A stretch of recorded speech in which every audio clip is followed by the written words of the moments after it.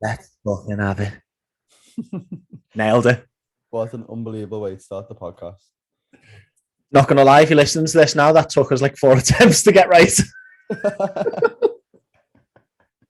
He said it originally as I was going to press record, and I didn't quite get it. And I was like, you know what, Jack? It'd be an amazing way to start the podcast. And then I tried to count him down like twice and just didn't. And it just went terribly wrong. So that was take 4. And now we're Here we ready. are. Here we are. We're ready. Jack, what caffeine have you got? What caffeine? Today's caffeine. I've had one of them coconut vanilla things from Costco, which I'm quite fond of. They're a little bit too sweet for me, but they're okay. And now I've gone back to a Mexico from Nespresso. It's like the creators edition. They just charge more for it, basically. But it's really nice. Lovely. It looks nice and frothy. Yeah, I was listening to Matt Hoffman. It is Matt Hoffman, is it? The coffee guy. I think so, yeah. I almost said Matt Walker then, but he's the sleep guy. He might know about coffee, but he definitely knows more about sleep. And he was saying he hates the Nespresso machine that I've got because he just doesn't think that there's any need for this much coffee. And he thinks the crema on top is a bit crap. And I was like, I like a big mug of black coffee. So yeah, it makes me feel like I get to F you, Tom, Matt, whatever your name is. I get to enjoy the coffee for longer if it's bigger. Yeah. Do you know what I mean? Yeah, exactly.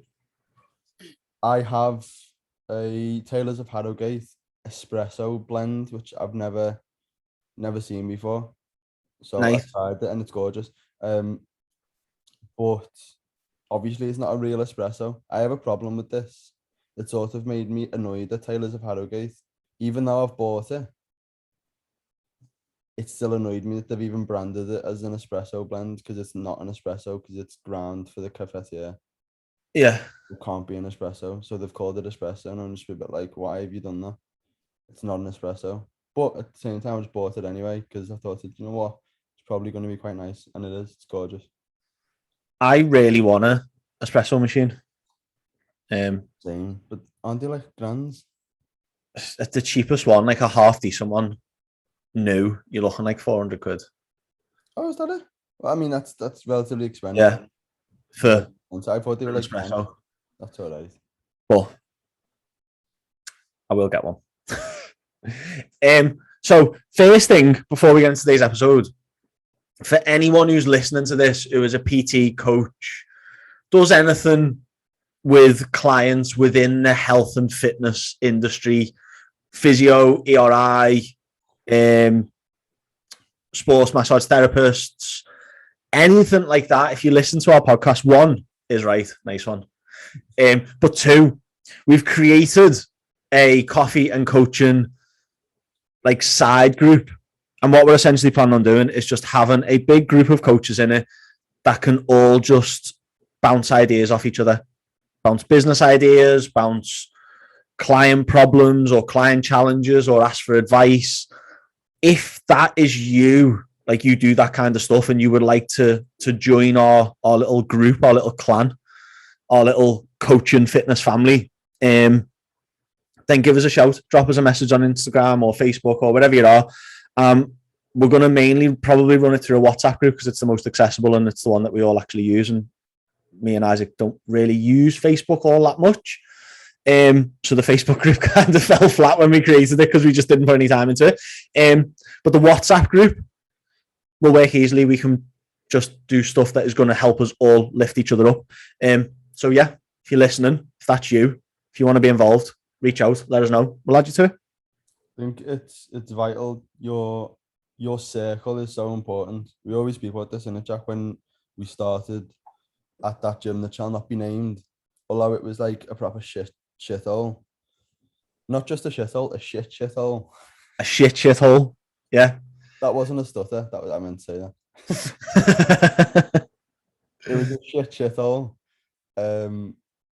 What was unbelievable about it is that we were surrounded by so many coaches with the same ethos, the same drive for success, the same work ethic in a similar situation, chasing a common goal. And we were all able to bounce ideas off each other. We were all built these social networks within the fitness industry that allowed us to probably be successful or be more successful than we would have been without that, and elevate our own coaching practice much faster, because when you're bouncing ideas off each other and sharing ideas and discussing how to improve business systems and all of that, it can be so powerful in career growth.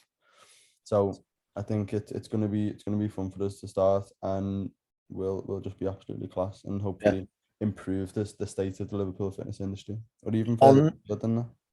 On the flip side of that as well, I think like with the shit show that has been the last 18 plus months, regardless of whether you're a coach, like whatever your circle is, everyone's been like very isolated and spent more time inside and away from other people, and being surrounded by like-minded individuals on the same path as you is vital in anything that you do. If you want to get better at saving money, if you are around people who are shit at saving up money, then you will be shit too. I think we spoke about this before, haven't we? That like, so for me, that's been something that I've searched for since we stopped seeing each other in person as much. Miss you? Yes. That you need to find some way of surrounding yourself by those people. If your goal is fat loss, surround yourself by people who are also trying to lose weight. Yeah. Goal is to get bigger. Surround yourself by people who are trying to get bigger. If your goal is to stop smoking, don't chill with loads of people who smoke. Yeah. Because they'll offer you. If you're the best personal trainer in your gym, you'll probably not get any better. Yeah, get the fuck out. Unless you're actively looking elsewhere to surround yourself by people who are better than you. If you're the fittest person in your family,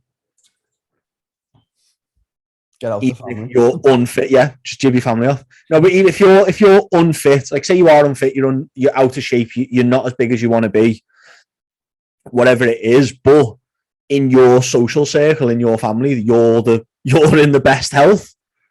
You're probably not going to get any better unless you go and find a circle that pushes you.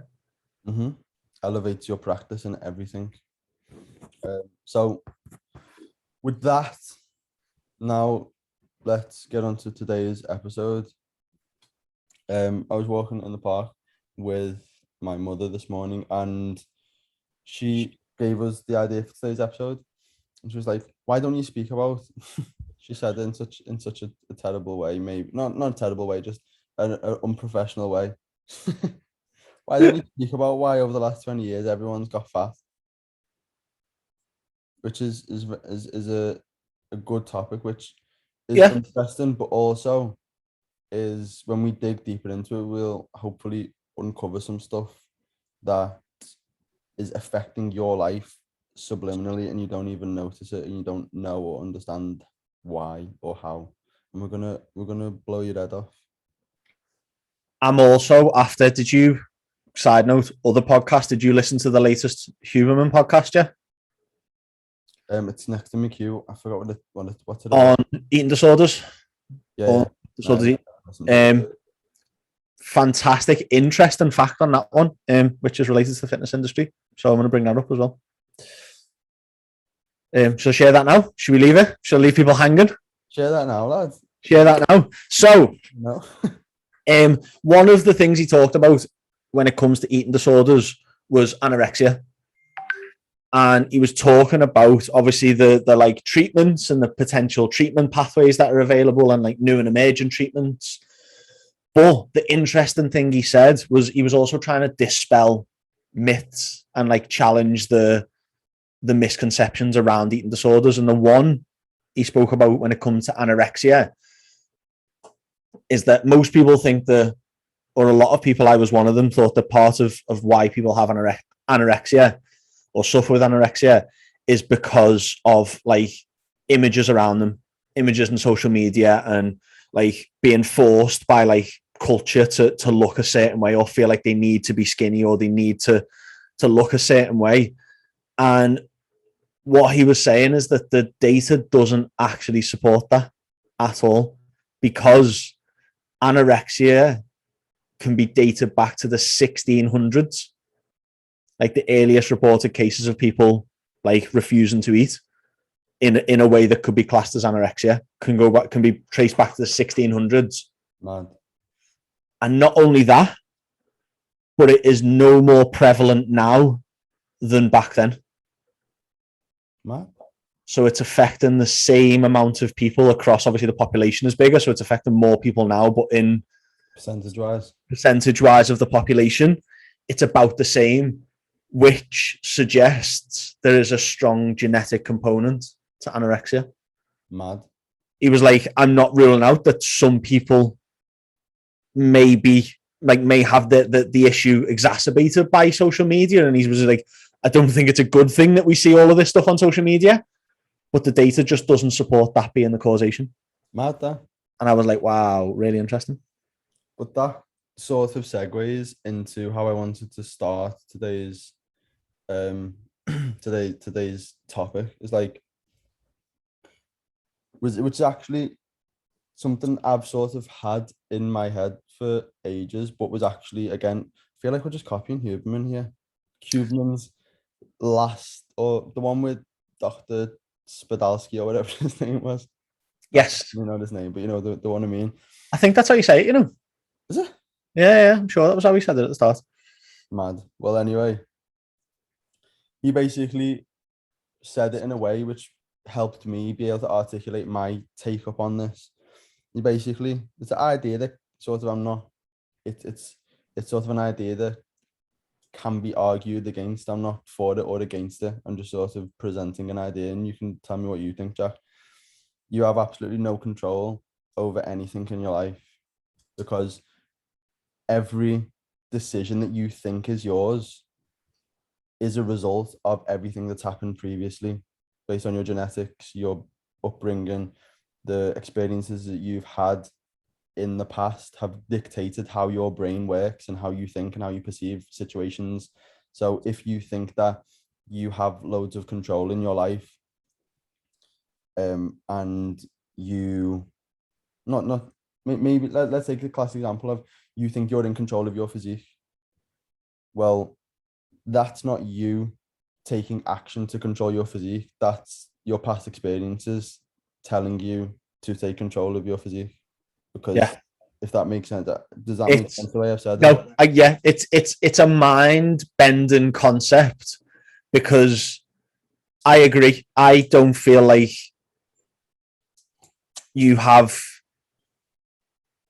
do have conscious control, but you don't have conscious control almost over the decisions. It's a kind of like Inception level mind bending thing of like, you're making the choices right now, but subconsciously your decision making skills in this moment have been shaped by everything that happened previous.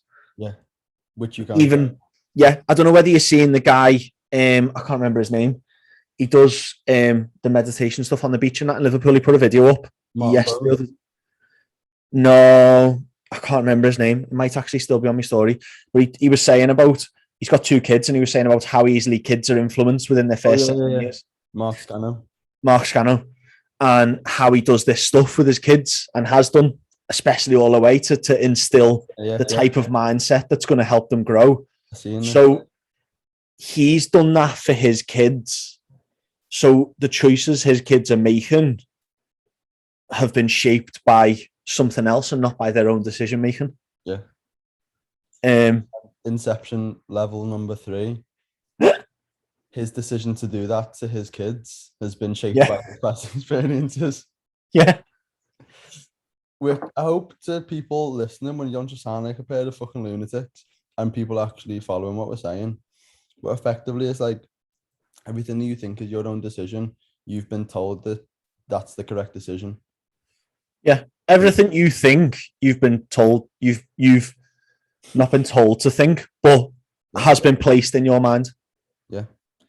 There's so all of these external factors that you cannot control, such as talking about anorexia before, like your genetics play a part of that, your environment play a part of that, so the social media stuff, the relationship you had with your parents probably plays a role into that. Like, there's a whole load of shit that was out of your control, which has transformed how you perceive and how you perceive the world and the situations that you find yourself in, and dictate the decisions that you make, whether they're good or bad. And so I always this I always think about like how murderers, this might sound a bit mad, but like how murderers perceive their world, like it's okay to murder people. They're not probably in their brain thinking, oh my God, this is terrible, but I'm going to do it anyway. Yeah. Like the psychotic ones have probably been conditioned in a way where it's like, this is just normal.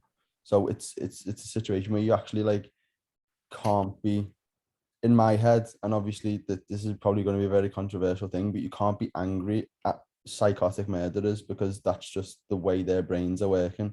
They're not doing it intentionally to hurt people or to be bad or to do whatever. Their brains are probably just a little bit fucked. Yeah. I had a kind of on topic, off topic conversation with someone this week, kind of about this, saying about they were complaining about this woman who put a post up talking about men staring at women and like wolf whistling at women and like just men being knobheads, essentially, like quite predatory men. And one of this woman's arguments was that, well, part of it wasn't that that's okay, but she was saying essentially, we spoke about this before, that like males are genetically programmed in the oldest part of their brain to find a mate. Like that feed and fuck. To survive, to extend your existence as a species, find food, find a mate, procreate. We have, if you're a normal functioning adult, the ability to control that to a certain extent, so we're not constantly just drooling, looking to club a woman over the head and drag her back to our cave. But so I was like, what the point she was making was that it was like part of that is instinctive. That if a male sees a female that he finds attractive, part of his brain is programmed to go and look. If you're a normal functioning adult male, you can stop yourself from going, boobs. But some men can't. The YouTuber Doctor That Was Class. Yeah. But some men are just dicks. Some women are dicks. That is the way of the world. There are knobheads and psychos and bad people in the world. So my argument was, so she was the person I was talking to was like, well, we need to have more conversations with these men to find to tell them that this isn't right and that this is wrong. And I said, well, do you do that? Like, do you have these conversations to say that that's making you uncomfortable when you're in the gym? Do you go up to that person and say, stop looking at me, like stop staring, blah blah blah blah? And she was like, yes, I do. And like it happened to me in the street. This guy said something horrible to me as he drove past in the car. So I told him, like, I don't find this acceptable, blah, blah, blah, blah, blah. And she was like, every time I've told someone this, they've said, that's really dangerous. What if they'd been a psychopath or a serial killer or someone that was going to bundle me in the back of the car? And this is my point. And this is where I say, like, if you're a normal functioning human being that isn't looking to do harm to a female, then you're not going to overly stare. You're not going to, like, you understand what's right and what's wrong and what's going to make you have compassion and empathy, and you can understand what is. So those people, those males who have the ability, like me and you, have the ability to understand that. We don't need to have that conversation with females because we already understand it.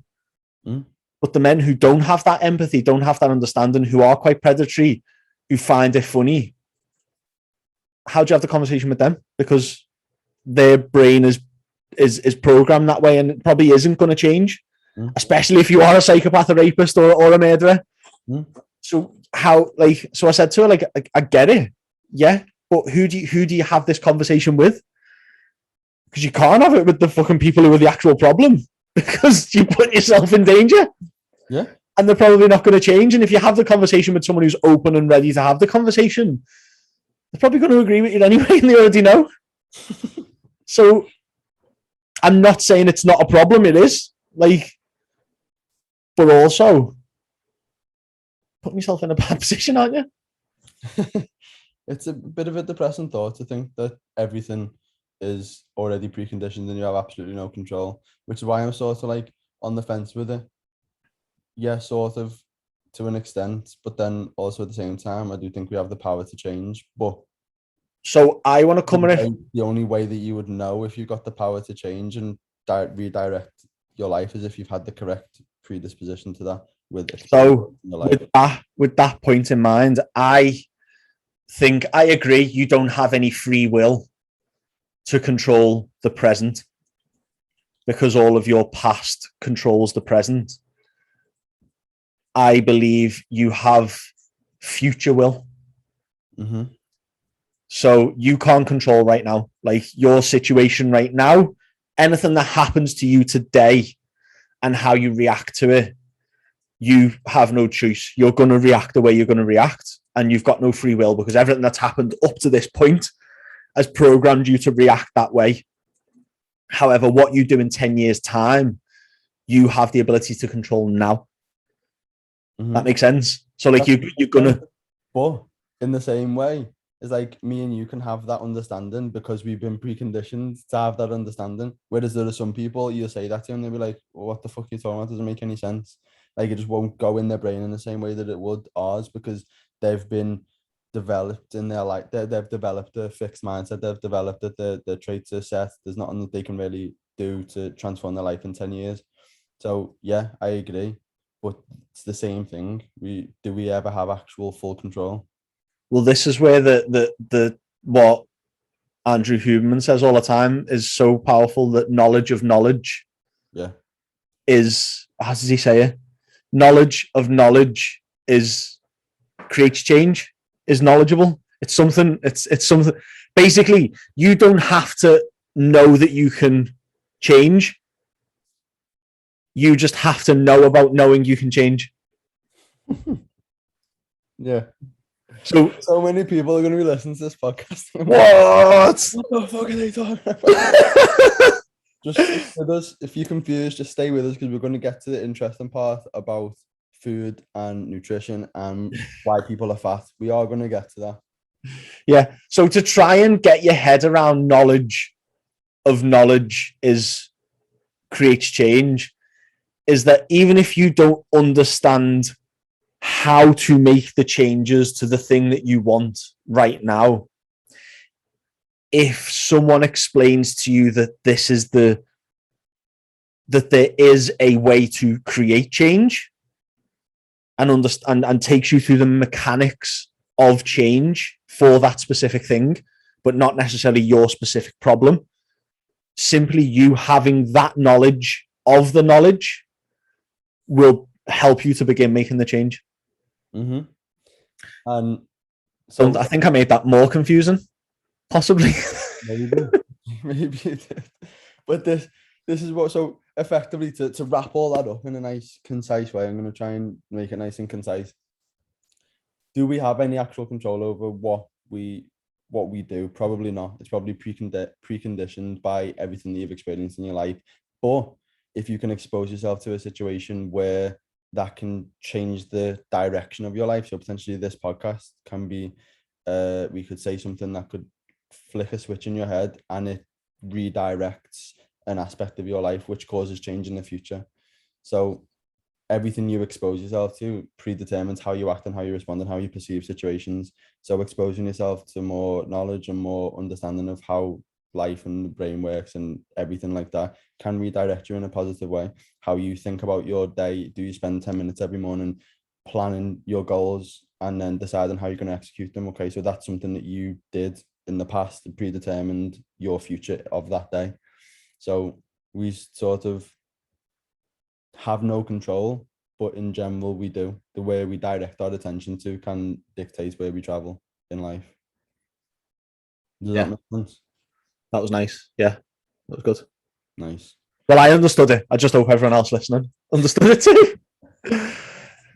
Right. So now to step out of the inception, step away from the dream. We're back in reality. Why are people fat? Loads of reasons. So, some you can control, like your circle, and some. But can you control your circle? Because you choose your circle because it's predetermined. I'm joking. Oh, my brain. My brain's going to need a big nap after this. So what's one of the reasons now the people are gaining weight so rapidly? Not so recent times, obviously, the lockdowns and the lack of activity, but I think fitness is less encouraged. Yeah, I think in general, in case it an environment of society, of the physical environment of everything, like the way society is. We were speaking about the client case the other day, Jack, when me and you were talking about how everything's just so available. You can get a Domino's to your house in like 10 minutes if you want. You can go to get a Mackey's. It's much more accessible to get a Mackey's than it is to go and get a really healthy chicken and veg meal with rice, for example. Like everything around us, the way the world is, the way society is predetermining our behaviors and the way we perceive things and the way we act, and therefore dictating our outcome. So environment is a huge one.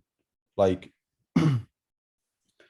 no one really has to fucking, if you wanted to in this day and age, you could not leave your house and be fine. Yeah.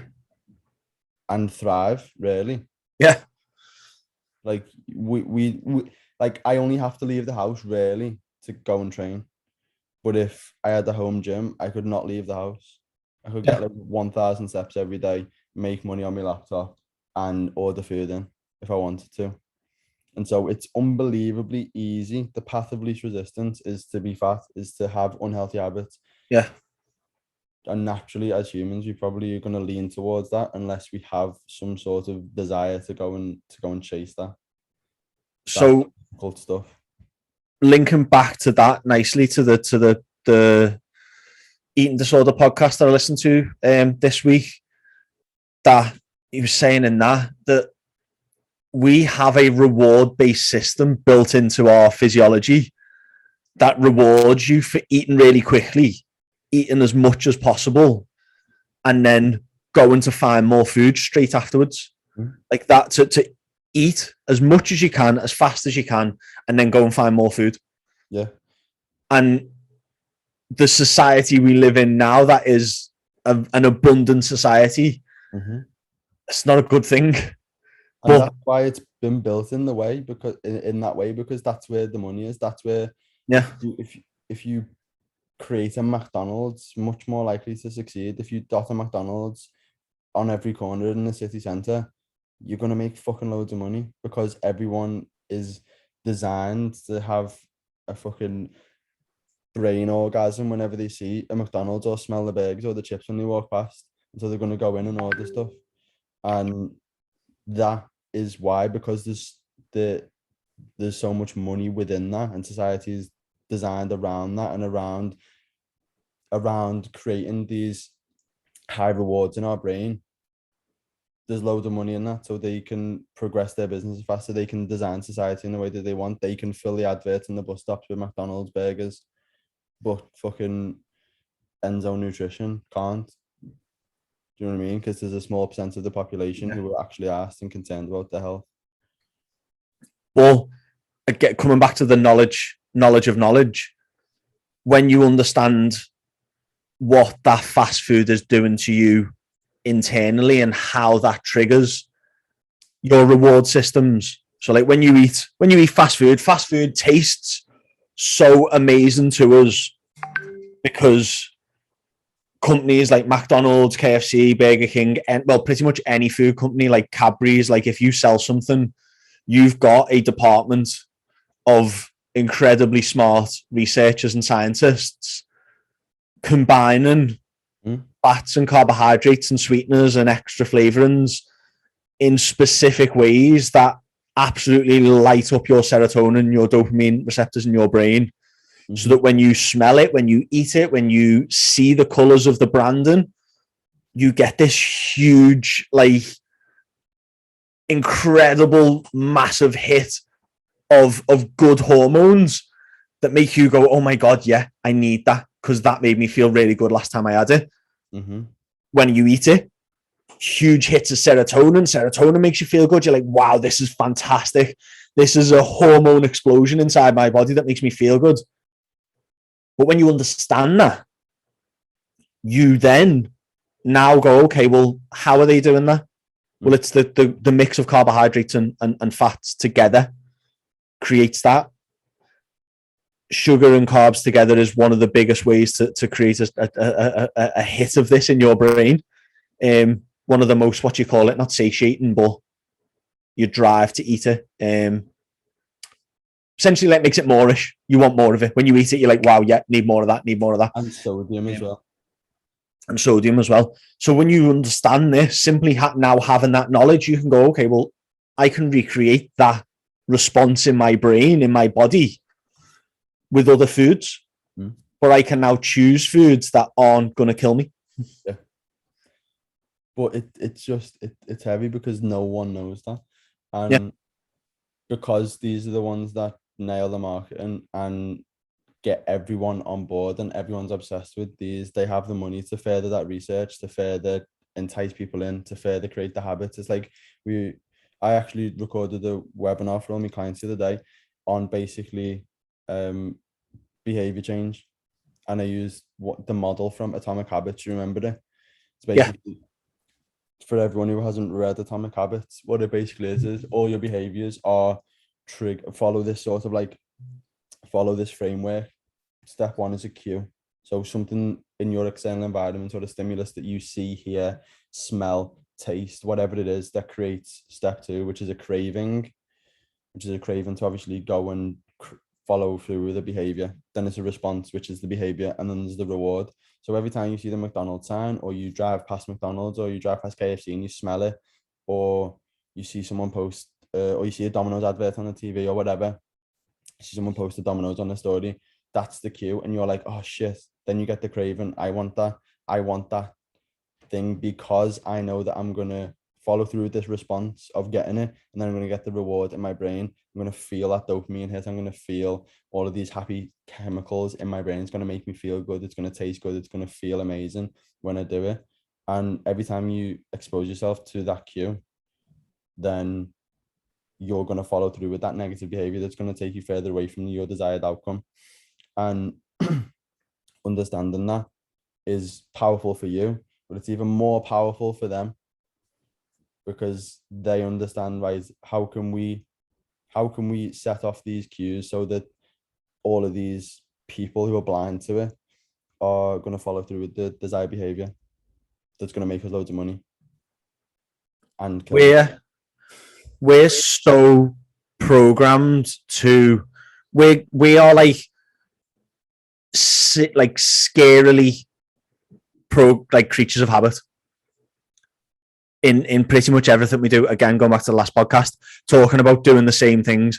So he was talking about this research that they done in MIT, maybe in America. It was in a university, and they recorded a car park where the students come in and just videoed everyone's morning routine, and basically said that if the same parking space was available, people would park in the exact same spot every morning, get out of their car at the exact same speed, turn in the exact same direction for the exact same number of degrees, and walk pretty much on the exact same line to wherever they were going every single morning. And that would very rarely change. And he went on to say that if you were to video your whole day, you would be scared by how repetitive you are with the things that you do in your day. So with that, again, knowledge of knowledge, if you find so to apply that to me in the real world, I play golf on Wednesdays, haven't done for ages. Went and played last week or the week before, and the last time, it's been over a year since I've played on this golf course. It was actually so long ago that I was smoking, and haven't played there since I smoked. And I got to the point on the golf course where I would sit down on a bench and have a smoke, and had this intense urge to smoke, the worst craving I've had to smoke since I quit, because I was near this bench, and it was only that I didn't have anything with me. I didn't have any cigarettes to smoke. If I'd had a smoke, if someone else had been smoking there and they said, "Do you want one?" it would have been incredibly difficult for me to say no, because the habit is still there. Remember we were talking about this, that the habit doesn't go away. but you change your habit and you remove the cues and you remove the things out of your environment. But as soon as I was back in that environment, that's the end of this. I think it's the end of the fourth hole. There's a bench, and I would sit down and have a smoke. And 4 holes in yet, time to have a smoke, and my brain just picked up on that and was just like, "Yep, this is where we are. This is that bench. Right, let's go and smoke." Mad. It was the maddest thing. That's But if you walk to work, if you finish work every day and you walk past McDonald's, you can't stop buying a McDonald's from there. Change where you walk. Yeah. Change the street. Walk the next street over, and I guarantee you probably buy a McDonald's less. Yeah. There's a book called Nudge, which I've never actually read fully, but I read like the first chapter. It wasn't actually my book, so that's why. It was basically talking about this thing that they tried, and it was either a school or a university or something in the cafeteria, and they were trying to improve the habits of eating of the kids and or the students, whoever it was, and they didn't even change the foods on offer. They just changed the height of the menu. So they put all like the hot dogs and all the shit and the pizza and all the shit on the menu, like at the, so it was like behind the cafeteria wall. Yeah. They put it like lower, so it's like sort of hidden, you couldn't really quite see it as well, and then put everything at eye level, like all healthy stuff. And I think it was like I can't remember the exact figures, but basically sales of healthy foods went through the roof. They put water first before all shitty juices, and sales of water, remember, went up by like 300%. Yeah. They put fruit there instead of like chocolate bars, or before, not even instead of, but before the chocolate bar. They just repositioned everything, and because the cues had changed, people are like, oh yeah, well, now subconsciously the behaviors are changing. And so again, it's one of these things, going back to what we were saying before, you really have no free will. It's the environment and whatever is going on that has got or has already gone on in your past, which predetermines how you act in a certain situation. And if you listen to next time you go into Tesco, Asda, maybe not Lidl, probably still Lidl. They do it in everywhere. Why wouldn't they? But you'll definitely notice it in Asda and Tesco more so than anywhere else. What's on the middle of the shelves is the most expensive. But get on this. I thought you were going to say this then, and hopefully you haven't heard it, because I want to blow your mind. And probably other people who are listening to this now won't know this either. In every supermarket, since I've known this fact, every supermarket that I've been into, the milk and the bread is in the opposite corner from the door of the supermarket. It's in the furthest point from the door. So the one thing that is the most common thing that people go into the shop for, everyone needs milk and bread. Everyone. It's always in the opposite corner, so that you have to walk all the way in through the shop, and you're more likely to see stuff on the bargain bars, and as you go through the store and be like, oh shit, yeah, I need that, grab it and throw it in your trolley. So they're preconditioning your decision to buy chocolate or to buy their special offers or whatever it is, because you have to walk past them, you have to expose yourself to those cues. And it's powerful when you start to understand how much lack of control you actually have.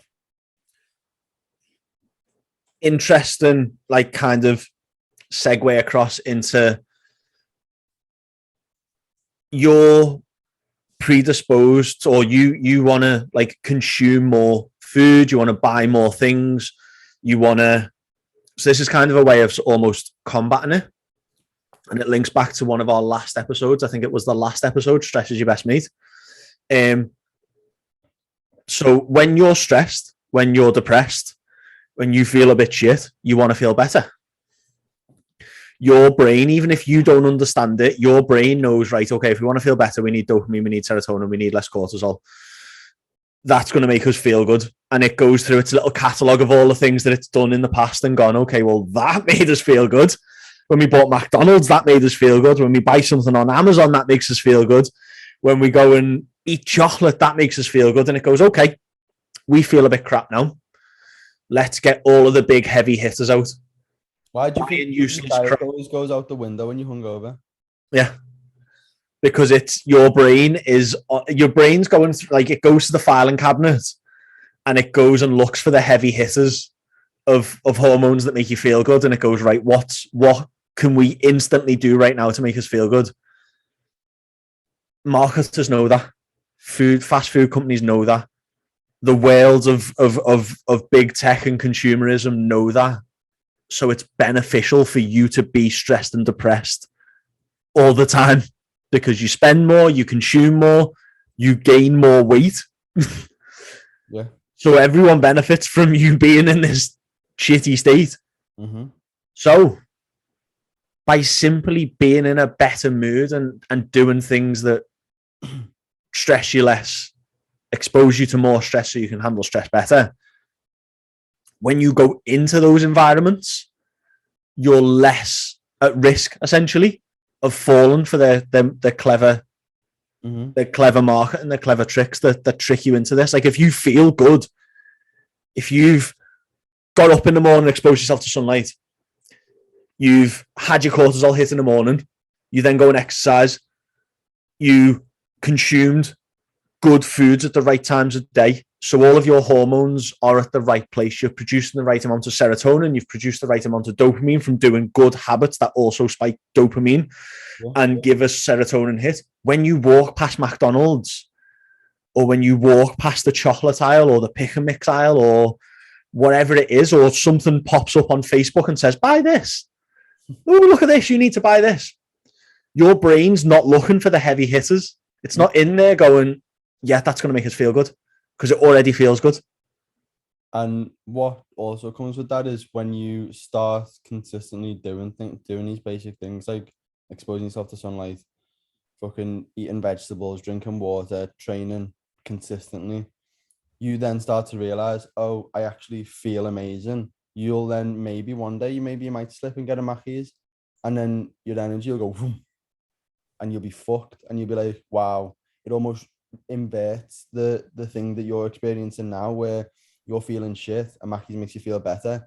When you start living properly and you're operating at your full capacity, you'll eat a Mackey's and it will be inverted. You won't feel better, you'll feel worse. You'll just feel like shit. Your energy will be zapped.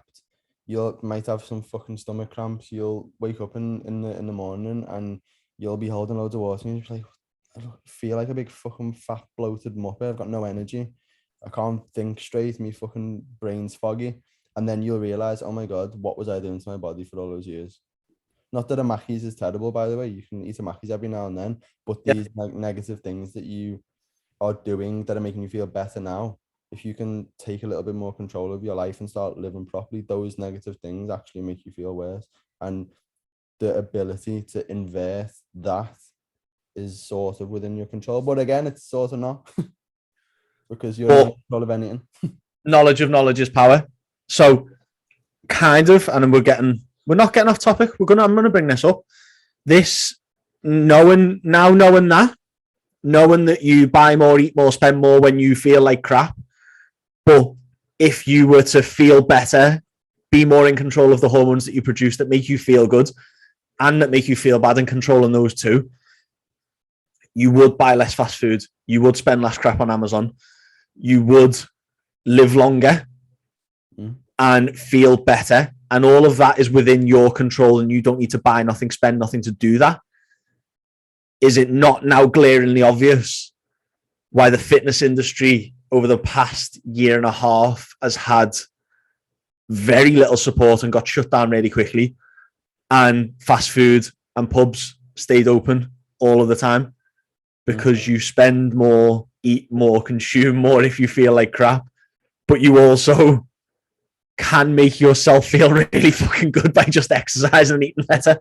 It's not beneficial to the economy at all to keep the fucking gyms open and to have the fitness industry thriving. Probably, but in the immediate short term, it's not. Probably in the long term, it will, because fucking no one would be dying of fucking heart disease at the age of 40. But the way the world is structured, in the immediate short term, it's more beneficial to have fucking Mackey's thriving and pubs thriving. And if the biggest industries in the world were fitness related, we would be the healthiest population in the world, because it would be in their best interest to have us buying more gym stuff, buying more supplements, buying more health food, signing up for more gym memberships. But the way the world is structured, it's more beneficial that we spend more on Amazon, we spend more on fast food, we spend more on clothes and shopping and social media. And so your health is not important. No one makes money from people going for a walk around the park and eating chicken and rice. Yeah. No one makes money off you feeling good. No, they want you to feel shit. You make more money across, you spend more money across more industries if you feel like crap. Mm-hmm. Beauty industry, health industry, food industry, you spend more across more different things than if you just feel good. If you felt boss. Like a monk. What's a monk spend his money on? Nothing. Nothing. Doesn't have money, probably. Doesn't need it. Yeah, doesn't need it. Feels sick. That robe and a sword so no one can kill him. Yeah. So, yeah. What can people begin to do to start taking back a little bit of control? Nothing. They've got no control. Just is what it is. You're just going to die unfit, unhappy, and unhealthy. No. What can you do? There's loads you can do for future you. There's nothing you can do for you right now. Subscribe to our podcast. Would be one for future you. Future you would love you to do that. Yeah. Future us would love you to do that. Yeah. Future you would love you to do a lot of things, like expose yourself to more stress, reduce the stress you expose yourself to. What? Yeah, I know, mad. What do you explain that? I didn't. I'm confused by that. So expose yourself to more stress that you can control. Exercise, cold showers, breathing techniques, pushing your body to produce stress response hormones that we spoke about in previous episodes. So I'm not going to go into it now. Go and listen to the previous episode. Stress is your best mate. And then learn to control how you respond to stresses that are out of your control. So your boss calling you a dickhead, hating your job, the world being the way it is, people being knobheads. Learn to do things that control that. Again, we've spoke about how to do that in previous episodes, so I'm not going to get into it now. Learn that the world is set up for you not to succeed in fat loss, in fitness, in the choices that you make every day. That we live in a consumer society, and the more you become aware of how that works in terms of clever marketing, in terms of the placement of stuff in Tesco and supermarkets and stuff like that, you can almost avoid it. Future you can, and you now can't. You can now because you've listened to this. So future you, when he goes shopping tomorrow, will see how you can't control now, but you can control the future. Learn how certain combinations of food impact the hormones that you respond, that how you produce hormones, and how that affects your mood and how you feel, and how you can replicate that with health food instead of fast food. So if you feel like crap, you don't need to let your brain go for the heavy hitters of McDonald's to create a load of serotonin and dopamine.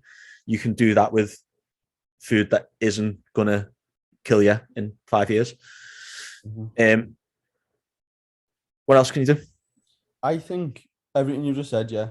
But like we could go on with a list forever about that. Make sure you start training, make sure you do this, make sure you do that. Like you literally going forever. I think the biggest thing is become aware of your own behaviors and start to think about why the fuck you're doing them.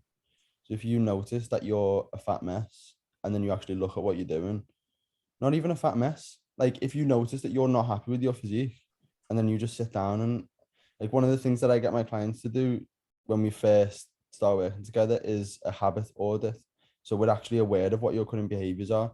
And I can look at your day and be like, right, well, that needs to go. We need to implement this. We need to do that. And work towards changing your behaviors, but you can't change your behaviors unless you're aware of them. So if you're aware, like Jack said before, you walk past Mackey's every day and you stop and get a Mackey's like 3 times a week, 4 times a week, whatever it is.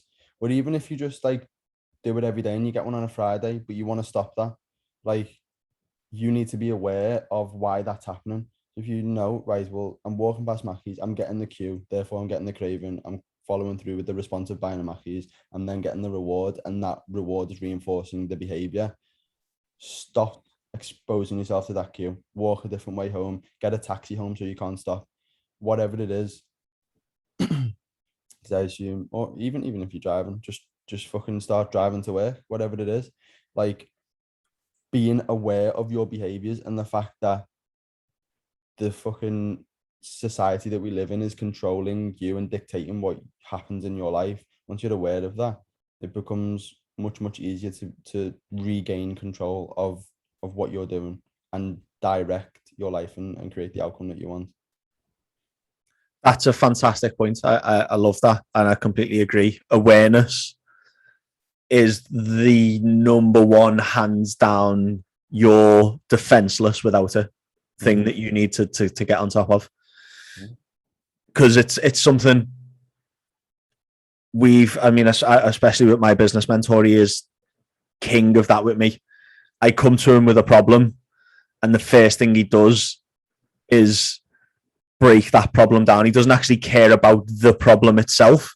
I mean, he does, because it's his job, but it's not the problem that's the problem, is it? It's the lack of awareness of something deeper that is the problem. If you've watched me live this week, if you didn't, go back and watch it, on self-sabotage, and I had a client I had someone who's on my 28-day challenge, post a question in the group and was like, I self-sabotage all the time, and I don't know why. So I've done a live on that. So go and watch it. Not going to dig into that now. But that helped her create awareness. Like, I didn't do anything with her. I didn't ask her any questions. She went away and asked herself the questions and was like, oh my God, this is why I do that. And she come back to me after watching the live. She was like, oh, I've just watched the live on that. And I went and looked at my behavior and was like, because part of the live was like, go and ask yourself the last time you'd done it and actually question what led up to that. And just simply doing that, she was like, oh my God, that's given me loads to think about. Like, I'm going to go and question why I do this stuff now. And it's like, boom, you're so much more in control of some of the decisions you make in the future, not now, in the future, from creating awareness. It's like you become awake.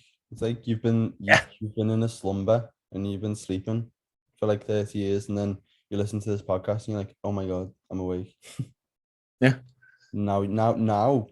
So going back to what we spoke about at the start, you have no control whatsoever, but the things that you've exposed yourself to, the things that you've experienced, can direct your behavior.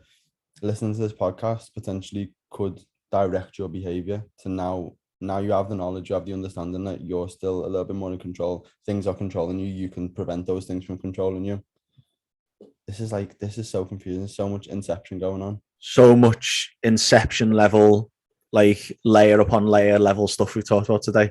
So you're not in control, but this podcast has told you that you can be a bit more in control, which has allowed you to control your life, but also was out of your control. Oh, I'm confused. I'm not. The more you learn about something, like knowledge of knowledge, yeah, the more future you will benefit from that knowledge. But you're still out of control with it now. Yeah, mad. But that's the biggest takeaway. Become aware of your own behaviors and why you're following through with them, and that answers why everyone's fat. We should maybe put that as the title for the podcast. Why is everyone fat? Yeah, it's a good title. Awareness or lack thereof. Yeah, they're not aware that they're being completely controlled and murdered by society. Yeah, bit of a strong statement on the podcast, but yeah. And just before anyone worries, neither of us own tinfoil hats at all. We just observe what is going on around us, create our own awareness, and it's then quite obvious. If you disagree with me, I don't really care. You can disagree with me. It's great. I actively encourage you to disagree with things that I say and challenge me on them. Yeah, and then we'll have a conversation. Yeah. About it. But I think that's a good place to end it. That was good. I hope everyone managed to get their heads around that. Yeah. I hope no one's got too much of a headache or needs to lie down after our Inception level podcast this week. We've just induced about 4 migraines. And it was out of their control. Is what it is. Thank you everyone for listening. I hope you enjoyed. If any of you have any questions or anything you want us to speak about in future episodes, then please drop us a message. Have a fantastic weekend, everyone.